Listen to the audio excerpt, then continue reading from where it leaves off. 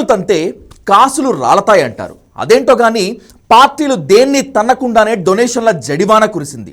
2023-24 financial ఇయర్లో ఎప్పట్లానే number 1గా BJP నిలిచింది. ఇక సెకండ్ ప్లేస్ మాత్రం మన కేసీఆర్ సార్దే.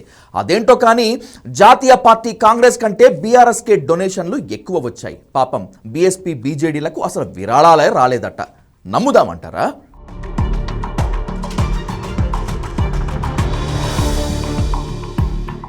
రాజకీయ పార్టీలకు బిజినెస్ పీపుల్ విరాళాలు ఇవ్వటం కామనే. ఇక ఎన్నికల ఏడాదిలో అయితే కాస్త ఎక్కువే వస్తాయి. అధికారంలో ఉన్న పార్టీలకే అందులో మేజర్ వాటా దక్కుతుంది. 20,000కు మించి వచ్చిన డొనేషన్ల వివరాలను పార్టీలు ఎన్నికల సంఘానికి తెలపాలి. ఆ లిస్ట్ను ఎన్నికల కమిషన్ తన వెబ్సైట్లో ఉంచింది. దాని ప్రకారం ఈ ఏడాది అత్యధిక మొత్తంలో విరాళాలు పొందిన పార్టీ బీజేపీనే. అధికారంలో ఉంది కాబట్టి ఆ పార్టీకి ఎక్కువ రావటంలో వింత లేదు, విచిత్రము లేదు. అయితే ఈ ఏడాది డొనేషన్లు భారీగా పెరగడం మాత్రం విశేషమే.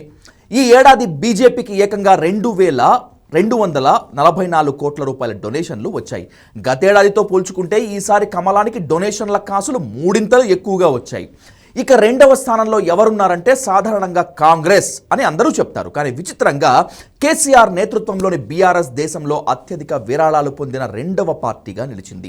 ఆ పార్టీకి 580 కోట్ల రూపాయల డొనేషన్లు అందాయి. కాకపోతే అంతకుముందు ఏడాదితో పోల్చితే 100 కోట్ల వరకు విరాళాల్లో తగ్గుదల కనిపించింది. జాతీయ పార్టీ కాంగ్రెస్కు బీఆర్ఎస్కు వచ్చిన విరాళాల్లో సగం కూడా రాలేదు. గతేడాది ఆ పార్టీకి వచ్చిన డొనేషన్లు 289 కోట్లు.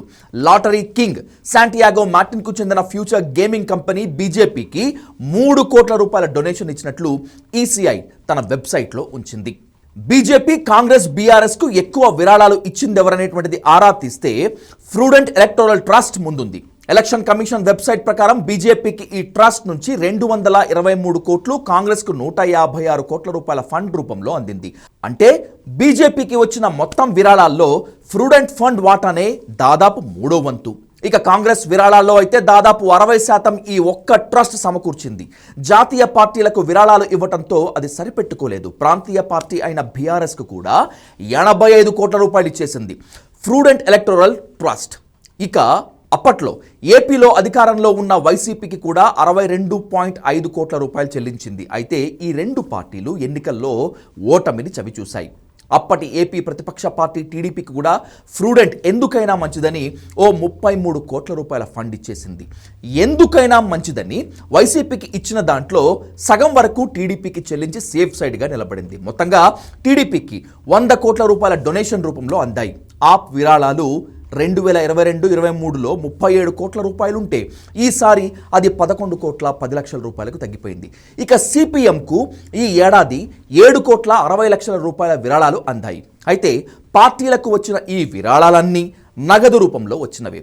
ఎలక్టోరల్ బాండ్స్ ద్వారా వచ్చినవి ఈ లెక్కల్లో కలపలేదు. వాటిని కూడా కలుపుకుంటే పార్టీల ఖజానాలకు ఇంకెంత వచ్చి పడిందో తెలుస్తుంది. ఇదేం విచిత్రమో కానీ బీఎస్పీ ఒడిశాలోని బీజేడీలకు 20,000కు పైబడి అసలు విరాళాలే రాలేదట. నవీన్ పట్నాయక్ మొన్నటి వరకు ఒడిశాను ఏలారు. కానీ పాపం పైసలు మాత్రం రాలేదని మనల్ని నమ్మమంటున్నారు.